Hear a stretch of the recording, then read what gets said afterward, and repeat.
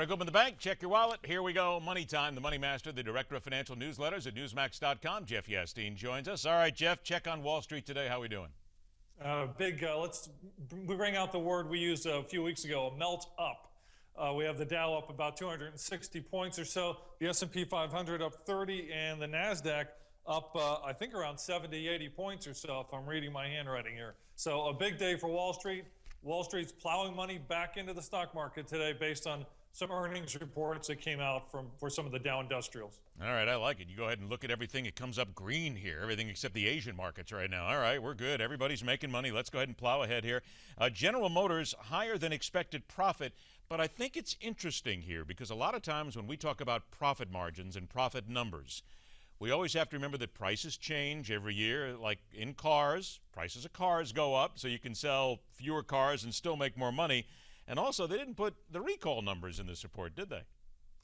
No, they did not. But sometimes it just depends on what Wall Street is focusing on. Quite often, the things like the recall numbers, generally, if it's already known, then Wall Street kind of figures, hey, that's already discounted into the price of the stock. What Wall Street liked is the fact that these very high profit items, such as the full-size pickup trucks that they make, are selling well. They redesigned the Silverado and the GMC Sierras, and those are doing well. They're also getting good sales out of China, and for now, they're ignoring the weakness in Europe, where GM continues to do cost-cutting and restructuring to bring that into line. Yeah, I dig into this story a little more, and I found this interesting that one of the analysts from Morgan Stanley basically said that investors should exit the stock, talking about a dial down of European growth and increased pressure here in the U.S. market. That is key. So funny, you're making money, but the analysts aren't really very optimistic when it comes to 2015.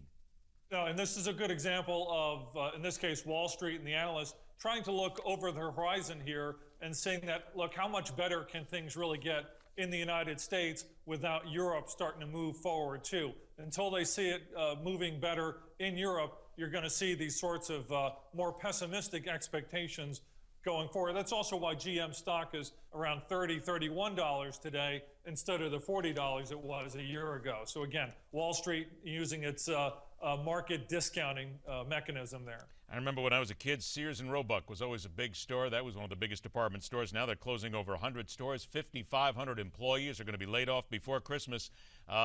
Pretty soon, I think it's going to be time to put dinosaurs and Sears in the same category. Well, you know, I mean, people have been saying that for years about Sears and Sears Holdings. SHLD is the stock. And of course, that also includes the Kmart stores. But the thing is, they continue to just sort of extract the value that they can out of these stores. Eddie Lampere is the owner, basically, of that chain. He's the largest shareholder. And in this situation, they're closing down the stores, and that basically brings the cost mechanisms into line better for the rest of the existing stores. It's worth noting that Sears is still, I believe, a larger store count than what even Target has. So the company still has a substantial footprint, and they're just continuing to sort of eke it out, even though the chain itself is probably destined for bankruptcy. That's certainly what the bond rating agencies think at this point. They rate the bonds around, I think, a double C. All right, about a minute or so left here. Caterpillar and 3M, big multinational companies, good earnings. Why are they so important? And Wall Street apparently seems to think they are important to everyday Wall Street. Yeah, I think the key here is that Wall Street is saying, hey, these companies are multinationals, and with all the trouble, despite all the trouble we see in Europe and in the Middle East, where these companies have 3M, have pretty good sales in Caterpillar, they're looking at strong sales in North America in the case of Caterpillar and saying, hey, things may not be quite as bad, quite as pessimistic as we think. So there's kind of this reversal in attitude from Wall Street, and they're just plowing back into the stock. Same thing for 3M. 3M's profit was not quite that good, but they bought back a lot of stock, and they have about a 2.25% dividend. It's fairly safe, and Wall Street likes that. All right, and last time we checked, everything's up, everything's green. Wall Street is up. Jeff Yastine has got a smile on his face. That means we're all making money. Jeff, always a pleasure, my friend. Have a great day. Oh, yeah, and by the way, let's remind everybody, if you want to go to the website, go to Newsmax.com, click on Money, and go to Money News. That's where you can read what Jeff and the entire team are covering as far as the financial markets every day. And be sure to see Jeff's latest report on a covert plan to unleash financial havoc. It's at fircollapse.com. Visit there, check in. We'll do a little more. Later on this hour, a spirited visit to the water cooler where little girls curse like sailors and almost anybody can become an Ebola freakout candidate.